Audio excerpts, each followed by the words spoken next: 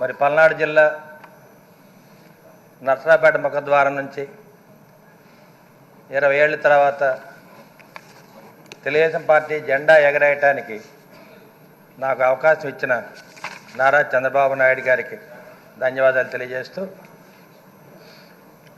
నర్సరాపేట పల్నాడు జిల్లా నుంచి మొట్టమొదటిసారిగా స్పీకర్ చేసిన డాక్టర్ కోడెల గారు మొట్టమొదటిసారిగా ఆంధ్రప్రదేశ్కి స్పీకర్గా చేయడం జరిగింది.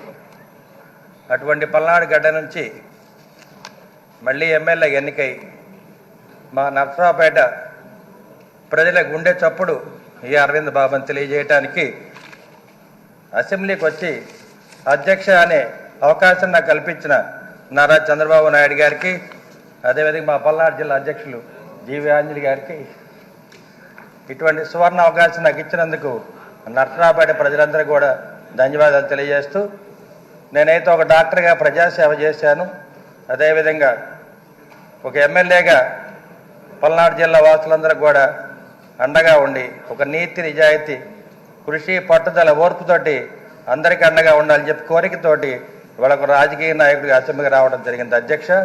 అదేవిధంగా మా తాతగారు సివికే రావు గారు ఆ రోజు కాకినాడలో 3 సార్లు ఎమ్మెల్యేగా కమ్యూనిస్ట్ పార్టీ తరఫున పనిచేయడం జరిగింది.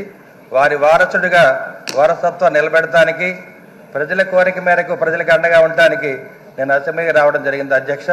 ఇటువంటి సువర్ణ అవకాశం నాకు ఇచ్చినందుకు మరి నారా చంద్రబాబు నాయుడికి ధన్యవాదాలు తెలియజేస్తాను.